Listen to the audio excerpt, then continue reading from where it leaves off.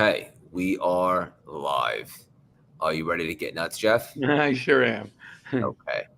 On today's episode of Playing Small is Cancelled, we have a very handsome treat.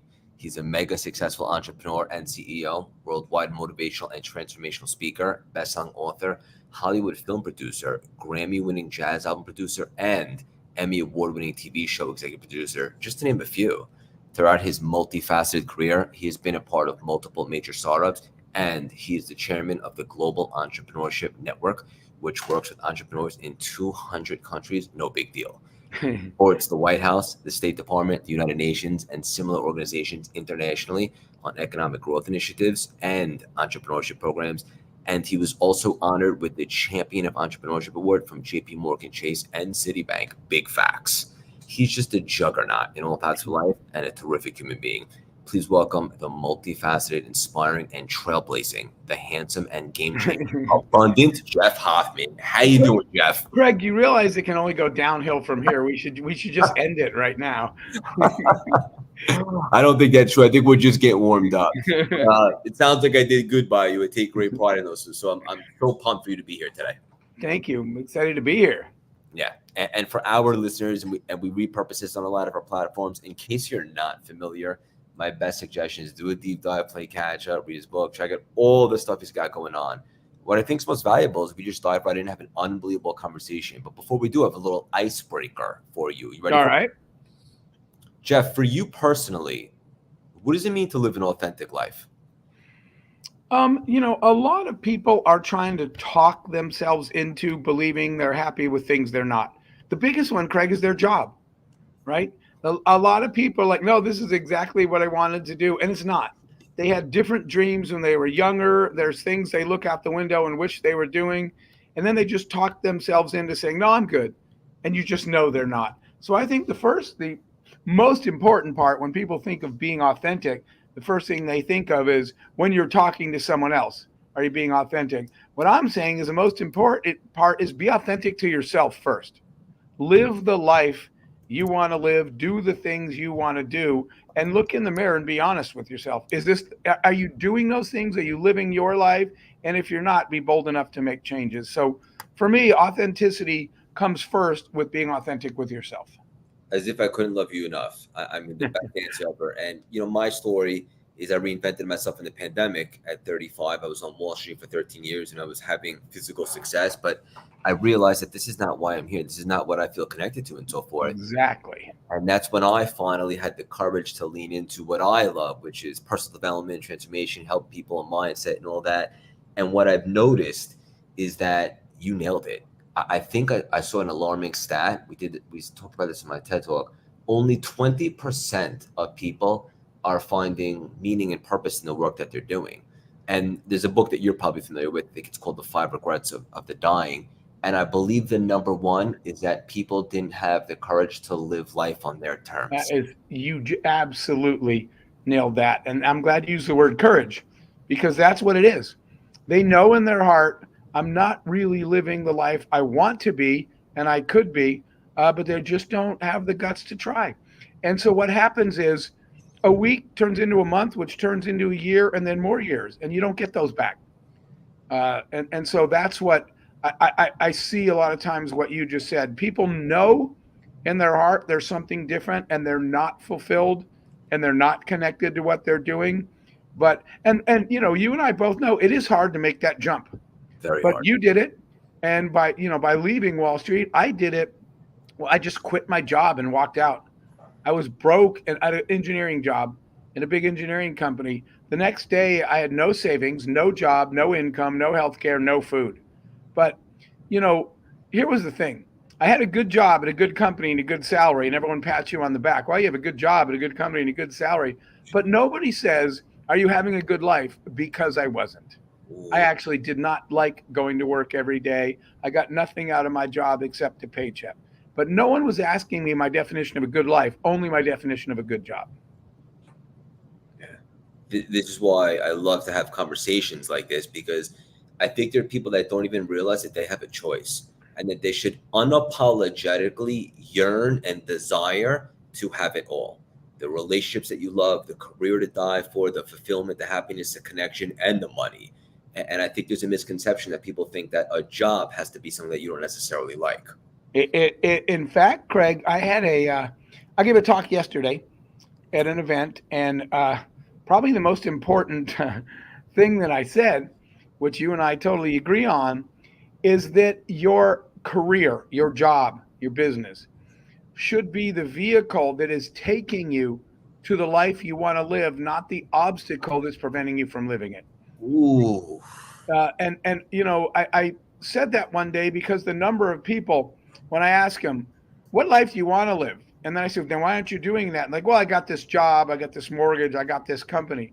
So the job is the obstacle, the career is the obstacle, and it should be the vehicle. And I'll just, instead of practicing, not practicing what I preach, I quit my engineering job and started travel companies because my definition for me of an epic life was traveling, not sitting in that cubicle writing code.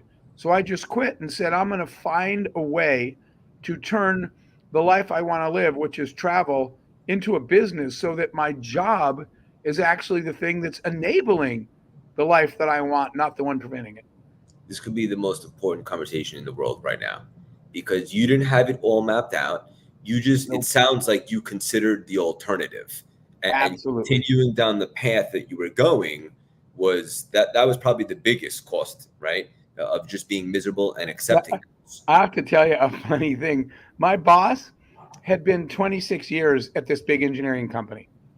And he buzzed me while I was in the middle of this life dilemma, thinking, I'm just going to walk out. I have no backup, no plan, as you said, no money in the bank. But I can't live this life. I want to design the life that I want. But my boss called me because he heard I was leaving. And he'd been there 26 years. And I don't know how this got in my head, but when I walked from my cubicle to his office, it was about 26 steps. For some reason, I counted them.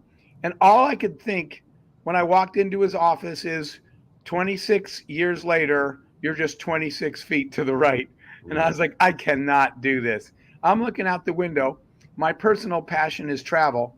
And I was like, I will find a way to create a company where my job enables me to travel. But I had no plan when I walked out that door. I just knew I didn't want the alternative, to your point. So first of all, I didn't even think that we'd spend this much time talking about this, but this is the juicy stuff. I love it so much. So you took the leap, you had the courage, you didn't have it all figured out, but what was your next move? How did you start to get momentum?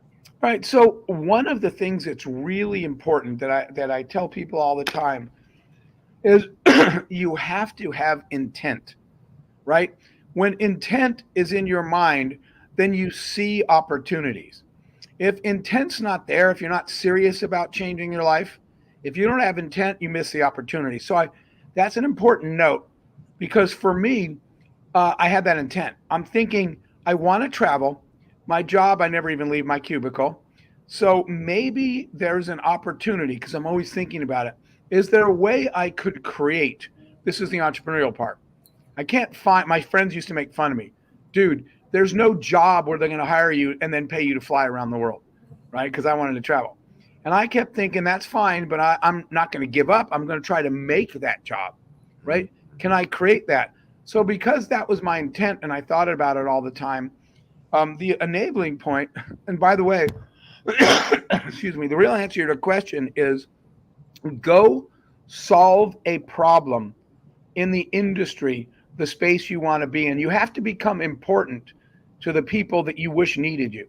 So I want to travel. So what do I need to do? I need to become important to the people, airlines in my case at the beginning, around the world that I wish would call me because they can let me fly around the world. How do you become important to people? Go solve a problem they haven't solved. So for me, that moment came when I was broke and unemployed, standing in line at an airport. Back then, you had to check in with a human being to get your boarding pass. Yeah, and I missed the flight because the line was an hour and a half long. Everybody was upset. And I was like, whoa, wait a minute. I'm standing in my moment because my intent is to find a way to create a job or a company where it's actually my job to travel. I saw that moment. So actually went home on that Friday, really started my first startup, which is the When you go to the airport now and you check yourself in at a kiosk, oh, that was my first invention. And so that was a combination of opportunity, intent, and solving an actual problem. So airlines started calling me from all over the world. Can you come to our country next because we'd like to put your kiosks in our airport? And now they're in airports all over the world. They're their new norm. Pardon? They're their new norm. Yeah. Well, event now we're all going to our mobile phone, That's but true. this was 25 years ago. So my product had a pretty good run. Unbelievable. Yeah, that's crazy. I love it. So it wasn't that it was unintentional, but you were paying attention, right? And you saw that there was a gap here. There was a void that needed to be filled. So how Right. can you creatively create something to solve this problem? And then just like that, now that there's intentionality, now the ideas begin to flow. Right. So what I'm telling your audience is think about who you want to be important to. If you want to be in the fashion industry, then you need the head people in the fashion industry to need you. And they'll need you if you have a solution to their problem. And you figure that out by getting immersed in that business and looking for the problems. I'm standing there, I was like, whoa, wait, I'm trying to find a problem to solve. It's right in front of me. People can't check themselves in. What if I fix that? Then I'll bet everyone in the travel industry would want to talk to me. So that's how it started.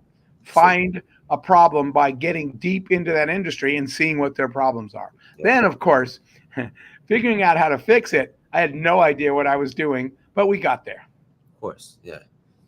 And I love that someone, maybe like a friend, told you, "Well, that job doesn't exist. You can't do that." And then everybody, you immediately thought, like, "Okay, so how can I create it?" Exactly. Everybody says, right? They kept saying, "There's no job like that," and that's what everyone else said. And all I heard was, all I could think was, "Fine, I'll go create it." Just because that job doesn't exist doesn't mean it can't exist. You guys are accepting that that job's not there. But entrepreneurs just create the job they wish they had. Yeah.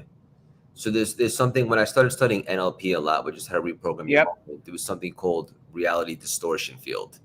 Awesome. Go on. People like Walt Disney, Steve Jobs, Jeff Hoffman have it. And I'm just curious, do you think that this is something that you can teach to someone, or do you have to be born to start thinking about opportunities where most people see limitations? Okay. I think it's both.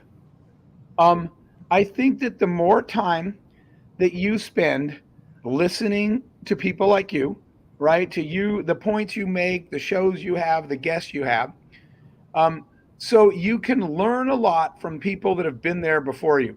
Because sometimes you just like, whoa, I never thought of it that way. And someone changes your thinking by suggesting something. By the way, I always do that. When I have a business hero, or, my definition of a hero or picking a mentor is not, it's 360. It's not just because they were successful in business or made money. It's to pick a mentor or a role model, pick someone you want to be like when you grow up, no matter how old you are. So it's more holistic. So when I would find people that I look at and say, man, I wish I was like him or her someday, then I would really dig in to try to figure out what is their thought process, what is their mindset, what are their habits. But it's a lot about what you talk about. What frequencies do they vibrate in? How does their brain work? And if I can figure that out, it might trigger something that I'm not doing that I should be. So you can learn from it, but I do think a part of it is born, because some people are just afraid of risk, and you shouldn't be an entrepreneur then. And that's fine. We're not judging anybody, but that's an example. That saying, being an entrepreneur is like jumping off a cliff and trying to build an airplane on the way down. Yep. If that scares the hell out of you, don't do it. Yep. But I spent my life jumping off the cliffs, and I'm thrilled when I don't know what tomorrow is going to bring. So that's just a DNA thing. There's no right or wrong, but part of it is born. Absolutely love it. And it's true. It's not for everybody. And I've seen that. You have to be able to embrace the calculated risk. Yep. And so forth. And a technique that you just described there is like modeling. So find people that are doing what you'd like to be doing, or the type of human that you'd like to be, and then model their frequency. Like, what are their thought patterns? What is their behaviors? And then at the very minimal, you'll elevate what you're capable of, just like that. Exactly. And that's what I've tried to do my whole life, because no matter who we are, there's always someone that has gotten to somewhere that we want to go, has done something that we want to do, and we can learn from them. That's it. Yeah. This is unbelievable. So many places we could take this. I wanted to ask you selfishly, you wrote an instant classic book called Scale. And one of the big concepts is that the only way to truly grow your company is to reduce its reliance on you to scale. What about for someone that might be building a personal brand and they happen to be a big portion of the brand? What can they do in a specific instance where they can scale and maybe not make the brand so reliant on them?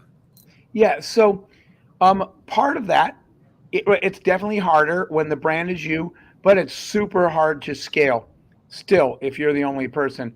And my favorite example is the easy one, Tony Robbins, right? At the beginning, no one wanted to go to any event that it wasn't Tony himself. How do you scale that? You can't. There's only so many days in a year. But he did. What he did was he packaged his techniques and his concepts. He trained people, and then he promoted these people. He promoted the people in his organization to say, they know everything that I know. And yes, you'd still rather pay a little more for Tony, but he has tons of people that are Tony Robbins trainers that people pay to go see. He does not do but a very small percent of the Tony Robbins trainings now, just using him as one random example. And yet he was able to scale that. So it's packaging as much, you cannot duplicate yourself. But, well, not yet. Pretty soon AI will do that. Excuse me, allergy day. Well, good. Package as much of yourself as you can and train as many people and then promote them so that people say, well, I wish it was Craig, but if it's not Craig, I'm pretty impressed by the people around him and I'm happy to talk to them. You know what? That was the perfect analogy. Tony Robbins, everyone knows him. And right. I could totally see, like, in the beginning, there's only one of him to go around. Yep. But now there's extensions of him. It almost reminds me, like, in football, if you're a sports fan, but like big time, anyone that was on Belichick's staff would leave and then get a big job because they were an extension of Belichick. I completely agree. I always tell people that team was a winning team because of the system that included everybody. Yeah. Big fan of that. Football is my number one sport, and I mentor a lot of former NFL players and some current ones. So yeah, we're getting pretty close. Yeah, we are. Yeah, football season's coming. A number of my friends that, again, people that I work with and mentor are all in training camp. I love it. I know, same. With all the hats that you wear these days, and you do a lot, what are you personally most excited about right now? So, our nonprofit that you mentioned, our big one, the Global Entrepreneurship Network, by just literally virtue of everything you and I just talked about, one of my personal commitments was, let's show as many people as we can how they can just design their own future, create their own job, turn their idea into a way of living, right? A profitable venture, et cetera. So that's what Global Entrepreneurship Network does, that I'm the chairman of. That's the organization that's on the ground in 200 countries. And it's exciting to me because entrepreneurship is not a job per se, right? It's a mindset and a skill set. But traveling around the world, for example, I just came back from Kazakhstan in Siberia, teaching people how to help themselves by teaching them the fundamental skills of entrepreneurship is really exciting to me because, we've done it in villages in Africa. And then I come back later, and what was a village of dirt huts is houses and offices, and they've created something because they've developed the mindset and the skill set to turn their ideas into businesses. I love seeing that. Yeah, you're such a beautiful soul, and it's so obvious to me, the consciousness, like at your core, you want to help people. You want to facilitate those transformations. You want to help other people reveal their light. And it's beautiful to see. Thank you very much. I really appreciate that. That is what is important to me. And when I'm blessed enough to get to go out and do that and see people grow, it's very fulfilling. Yeah, I love that. I was looking at your content, which I highly suggest everybody do after this conversation. One of the things that you said was that most startups fail. Well, let's be honest, most startups fail in general. But one of the big reasons why they do is they typically say they ran out of money. But you disagree. You think they ran out of ideas. Is that right? Yeah, they ran out of talent. Well, here's the reason I posted that. Because that's what they always tell me. I said, what happened? We failed. Why? We ran out of money. And I'm like, you really didn't run out of money. You ran out of talent. Because if you had the right people, you ran out of innovation, you ran out of ideas, you ran out of creative ways to fix the problem. And so people use money as a crutch, right? I would succeed if only I had more funding. Actually, you'd succeed if only you had more really innovative rock star people around you who could figure stuff out. And so that's why I posted that, because the key to success is not, of course, funding matters. It's not getting more money. It's surrounding yourself with absolute rock stars.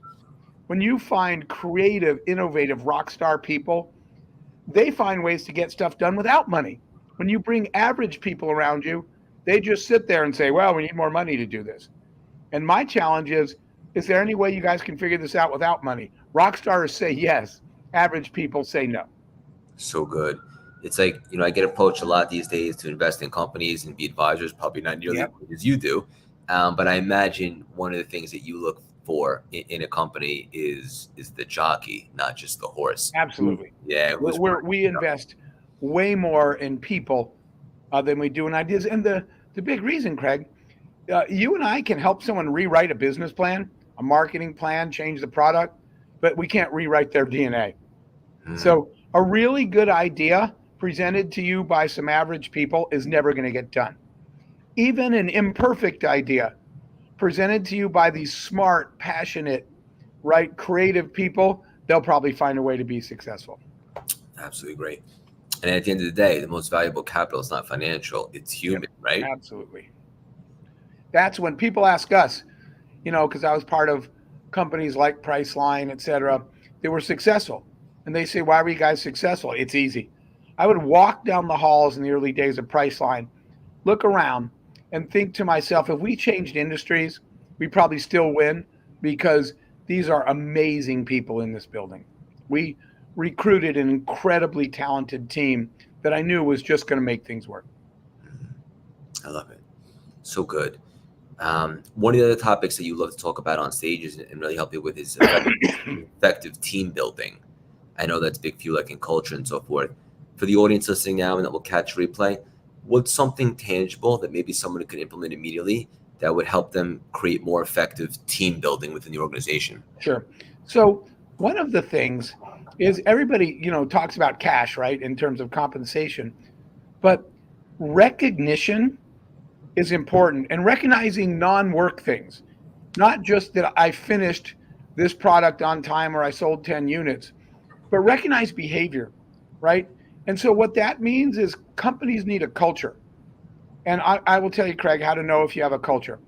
My employees, I'd bring someone new in to interview, and I'd send them down to get coffee and something to eat before we started interviewing them.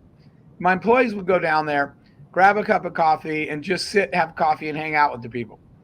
And one morning, they came out of the room and they whispered, cancel all the interviews. I said, why? They said, he's just not one of us. The next day, there was this woman who was funny because she was Hispanic and her English wasn't even good. And she came into the office. I just walked past her. She didn't know I was the CEO. She was headed down to the coffee break where I send some employees. And I was wondering how this will go. They came out a few minutes later. They said, we still want to interview her, but we're already hiring her. I said, why? They said, she's just totally one of us. So here's my question, anyone listening that has a company. If you and your team can't immediately talk to someone and say, he's one of us, she's one of us, then you don't have a culture. The reason my employees could say that is because they know what we value. They know what we believe in. They know how we behave. And so we have a defined culture of our values and our behaviors. And that is one of the things that really attracts people. It's a law of attraction. It'll attract the kind of people you want to be around. And it's glue.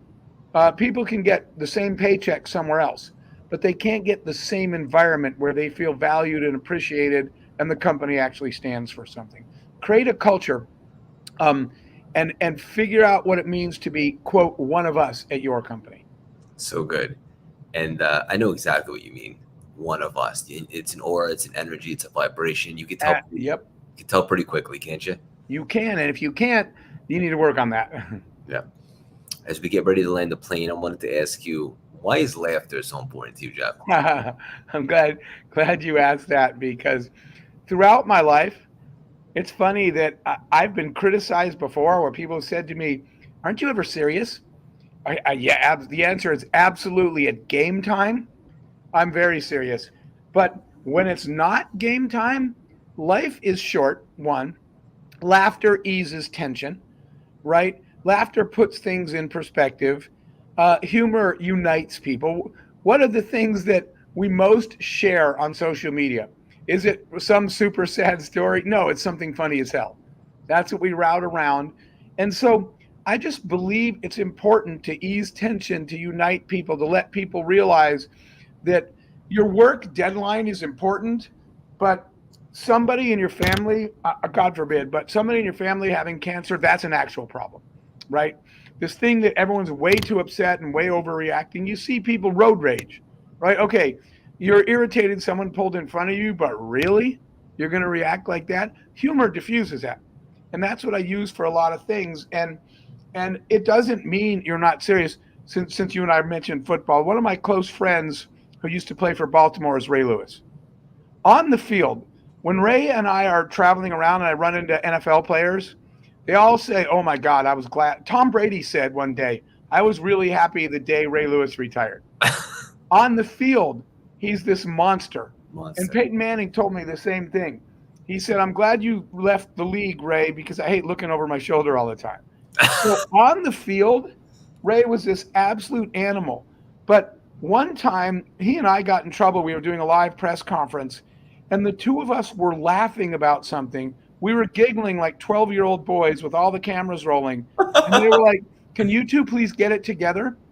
And Ray and I were laughing about something, and they're looking at this physical beast of a man, and I know what they're thinking. He's like a 12-year-old boy. What's his deal? The reason why is it's a man that enjoys life. When it's game time, you better not stand in front of him. But when it's not, he enjoys life, right? He laughs, he plays, he has fun. That's how it should be. Work hard when you have to work hard, but never take yourself too seriously. Don't take the wrong things too seriously. Your health, that's serious. Your family, that's serious. Your job's important to do professionally, but it ain't the same as those things.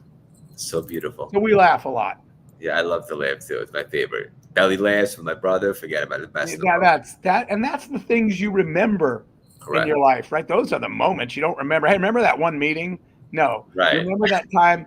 What I just told you. I remember that time with all the cameras rolling that I couldn't stop laughing and Ray couldn't stop laughing and everyone was mad at us. I remember that moment, right? Because that was a life moment. I love it. This is so good. One more, if you bet. I'm very curious. For a budding entrepreneur right now in 2024, what advice would you give them on how best to begin to build their brand? Okay. So the first thing for the brand. Okay. I was going to say, to build your company and your product, the piece of advice I'd give you is get out of your office, right? Because what matters most is product market fit. And you guessing at what your customer wants is not the way to get there. So many companies say, we're building a prototype, then we'll push it out in the world and see what people think. And I always say, why don't you just go out now and ask them what they want you to build? What would they pay for? What do they need? Excuse me. Even in the Priceline days, I used to go to grocery stores in jeans, not tell anybody that I worked at a company, and just chat with people about travel. How do you travel? How do you like? How much do you spend? They didn't know I was building a company. I was just out in the market making sure I was building something they want. So for a company, spend time wherever your customer is, outside of your office, understanding that. For a brand, the answer to that, to me, is laser focus on one thing. And I call that thing your brand asset. What is the one, not 15 reasons I should buy your product or your service? Or, Craig, even if you're a personal brand, right? Because I have a lot of friends who are singers. Pitbull's a good friend of mine. And we constantly work on Pitbull's brand. And we constantly ask, is this brand consistent with who and what we want Pitbull to be before he does something? So the answer to that is to find your brand asset. And your brand asset is the one most distinguishing and differentiating and important thing about you compared to everybody else. And I always tell people, if you can't find that, maybe you should find another business idea. So what was it at the beginning of Priceline? It was name your own price. We had the only make a bid. And so that's all the commercials were, name your own price, name your own price, because we had the one thing that really defined our brand. So you need to find yours. What makes you as a person, a personal brand, or what makes you as a company most distinguished amongst your competitors? And that's the thing you need to build your brand around. Walmart, by the way, I've been learning this from people like Sam Walton. Sam said to me one day, he said, have you ever seen a Walmart commercial that talks about our high quality products? I said, no. He said, how about a Walmart commercial bragging about our customer service? I said, no. He said, right, because I built this company around one thing, low prices. You only come here because it's cheap, no other reason. So pick a horse and ride it that distinguishes you or your company from those around you. That's how you build a brand. That's unbelievable. Thank you for that nugget. You bet, man. This was amazing. Let's land the plane with a little rapid fire, maybe 1 to 2 or 8. All right. Are you ready for me? Yeah. Favorite movie? Whoa. I was afraid you're going to ask that because I have a bunch of them. I didn't say this was going to be easy. Crap. And for different reasons. Dang it. All right. No, you're going to just laugh at me, but I'll tell you what popped in my mind. Okay. There's a movie I watch multiple times, and I rarely do that. And believe it or not, it's Hugh Jackman in The Greatest Showman. One of my favorite movies of all time. Because it's a movie about believing in your dreams and keeping your priorities. That's one of my favorite movies. There's a whole chapter in my book called The Greatest Showman. Really? 100%. Okay. I love that movie. I love the P.T. Barnum story. It's so inspiring. I do too. The whole thing. Could not agree more. Unbelievable answer. Okay. Your last meal on earth would be? Oh, I would probably have to go with my comfort food, which is a good pizza. Not a fancy meal for me. My comfort food has always been pizza, and I have so many good memories around family and friends and pizza. I would pick that. Okay. Love it. Okay. Favorite guilty pleasure? Mine is ice cream. It's not even a habit. It's sitting down and eating way too much ice cream when I shouldn't eat it, and I know it's not good for me. Yeah, very relatable. That's a guilty pleasure. Very relatable. Favorite workout? Not running. That's on the absolute opposite end because I do not have the mental discipline to run. So it would actually, you know what it is? I have a rowing machine. I love rowing because it works my whole body. And so that's probably one of my favorite things when I sit down on the rower. Sounds beautiful. 2 more. Favorite book? Favorite book is probably still The Alchemist. It just made me think long and deep about my life in a way I never had until I read that book the first time. Okay. And last but not least, very deep stuff. Your favorite musician? Well, Pitbull's going to kill me if I don't say him. But that's probably not. My favorite musician of all time is a band. And it's because I'm a classic rock guy. And during the tough part, it's Chicago, by the way. But during the tough parts of my childhood, what I would get away from everyone is I'd put on the headset. I had a drum set. I'd put on the headset. I'd crank up an entire Chicago album and just forget the rest of the world and play rock and roll. So Chicago got me through a lot of things when I needed it to. They're still probably one of my all-time favorite bands. I love it, and I love the reason why. Jeff, this was unbelievable. For our audience and our community, what's the best way for them to support you, to get involved, and to keep up with you? So my Instagram is Speaker Jeff Hoffman. I actually have a website, jeffhoffman.com. I'm probably most active on LinkedIn, but there's a lot of Jeff Hoffman. So put in Jeff Hoffman Priceline, and that one goes right to me. And, you know, we have a website for our philanthropic work called World Youth Horizons. It's worldyouthhorizons.com. So if people wanted to get involved and help volunteer on some of the work we do with children around the world, you can also find out more there. Thank you so much for having me today. My pleasure. Hang up for 1 sec. Jeff, thank you so much for stopping by today and dropping these priceless, juicy nuggets.